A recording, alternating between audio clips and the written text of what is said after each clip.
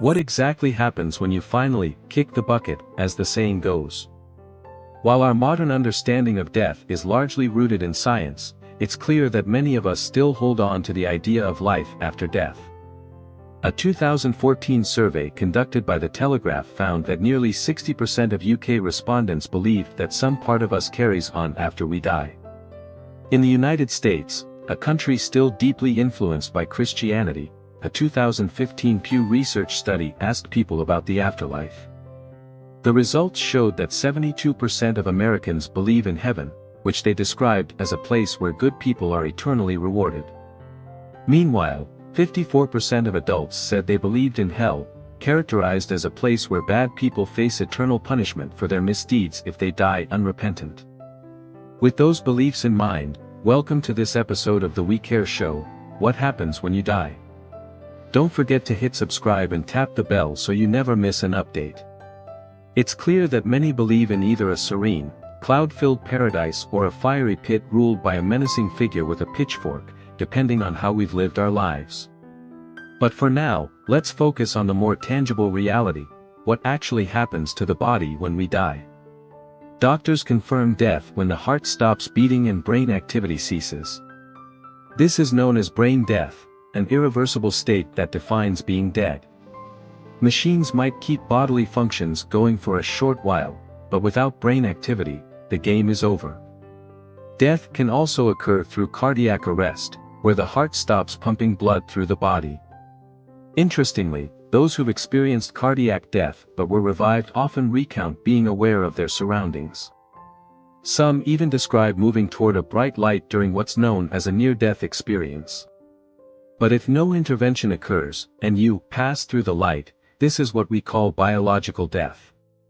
It's the end of the line, game over. What happens next? Well, it's not exactly glamorous. Once you're officially dead, your muscles relax, including your sphincter, which means any lunch you had, say, that triple burger and fries, might make an unceremonious exit. Gas trapped in your body might also escape, sometimes causing unpleasant odors. Urine in the bladder may leak out as well. For men, ejaculation is possible, and for pregnant women, there's a rare phenomenon called coffin birth, where built-up gases push the fetus out. As air escapes your lungs, it may even cause your body to produce sounds, like moans or groans, which can be quite unsettling for those nearby. Twitching might occur, but it's just muscle contractions, not signs of life. Blood will pool in certain areas of your body, creating a dark purple discoloration known as livor mortis. If you've died lying face down, gravity might even cause an erection. With no blood flow, the body begins to cool in a process called algor mortis, or death chill. This continues until your body temperature matches that of your surroundings. After a few hours, rigor mortis sets in, making the body stiff due to calcium flooding muscle cells.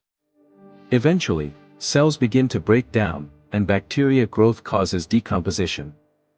Hair and nails might appear to grow, but this is simply an illusion caused by skin shrinking. Blisters form as the skin loosens, and the process of putrefaction begins. This is when bacteria and microorganisms feast on the body, emitting a stench some have described as a mix of rotting eggs, feces, and an unclean toilet left for weeks. Soft tissues liquefy, leaving behind only bones, cartilage, and hair. If buried, decomposition slows down.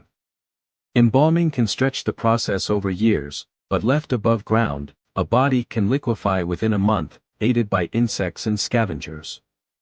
Underground, it might take 8 to 12 years for the body to fully break down to just a skeleton, and after 50 years, even bones turn to dust. Of course, death isn't just about the physical. Some who've had near-death experiences describe visions of bright lights or heavenly scenes. Others report nothing, just complete blackness, void of thought or sensation. Philosophers and religions have long debated whether something of us lingers after death. René Descartes believed the soul existed separately from the body, while Friedrich Nietzsche's concept of eternal recurrence suggests life and energy endlessly repeat. Buddhism offers a similar idea with samsara, the cycle of death and rebirth, where achieving enlightenment could break the loop and lead to nirvana. Or maybe, when it's over, it's simply over. Perhaps our tales of heaven and reincarnation are just ways to comfort ourselves about the vast emptiness of the unknown. While this topic may feel grim, it's a good reminder to focus on the life you have now and how to make it count.